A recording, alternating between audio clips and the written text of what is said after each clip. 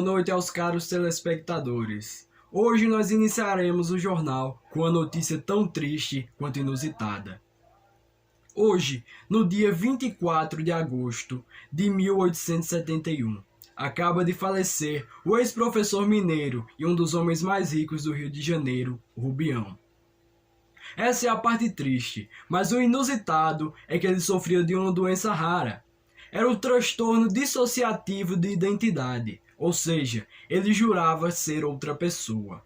No caso dele, Rubião pensava ser Napoleão III, imperador da França. Isso mesmo, ele pensava ser Napoleão Bonaparte.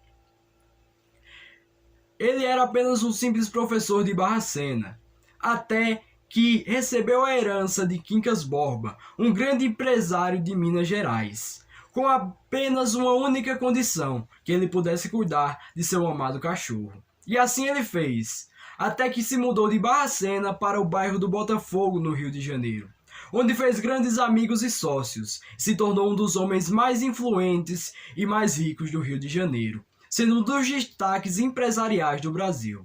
Apesar disso, a doença lhe acometeu de um grave muito mal. Primeiro ela começou aos poucos.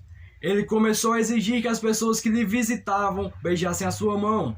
Depois começaram a confundir deboches com elogios. E para ele todos os dias foi piorando a sua situação, até que ele jurava de qualquer maneira ser o imperador Napoleão Bonaparte.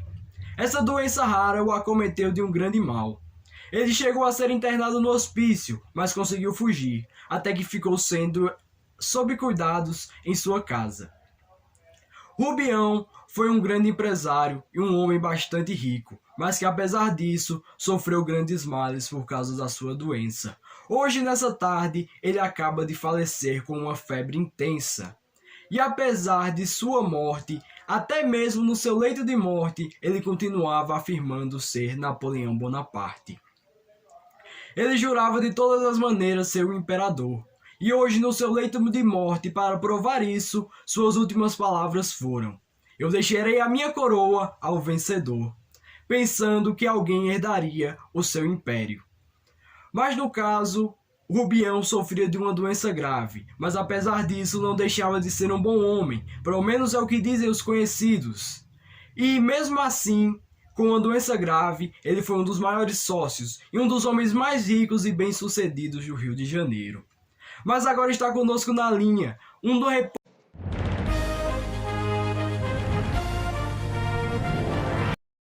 Como o senhor conheceu ele? Conheci em um trem que iria para o Rio de Janeiro. Desde então tivemos uma forte amizade. Qual era a relação de vocês dois? Nós dois éramos grandes amigos, quase sempre almoçando ou jantamos juntos. Além disso, nós éramos sócios. Tínhamos um negócio chamado Palha e Cia. Quando foi que Rubião começou a enlouquecer? Não me recordo o momento exato, mas foi repetindo. Se não me falha a memória, a primeira vez foi um jantar na casa dele. Quando a pessoa tentava cumprimentar, ele dava a mão para que o convidado o beijasse. O senhor ou algum conhecido tentou buscar ou incentivar um tratamento como um psicólogo clínico ou um psiquiatra para curar ou amenizar o seu transtorno? Quando ele começou a piorar, levamos ele para o hospício para que ele fosse tratado. Mas ele acabou fugindo, então não foi efetivo. Como o senhor e sua esposa se sentem com a morte de Rubião? Mesmo ele possuindo esse problema, ele ajudou muito a gente.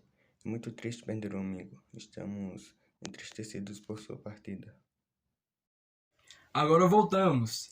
Depois dessa entrevista exclusiva, nós percebemos o que aconteceu com o caso de Rubião. As coisas estão mais esclarecidas, já como um amigo e sócio dele acabou de nos explicar a situação. Por isso, eu os despeço com boa noite a todos e obrigado por assistirem mais uma vez a esse jornal. Aqui estamos apresentando o trabalho de literatura, com o grupo de Pedro Henrique, Vitor Tavares, Sávio, Laerte e Matheus. Agradeço a presença de todos e a todos que assistiram.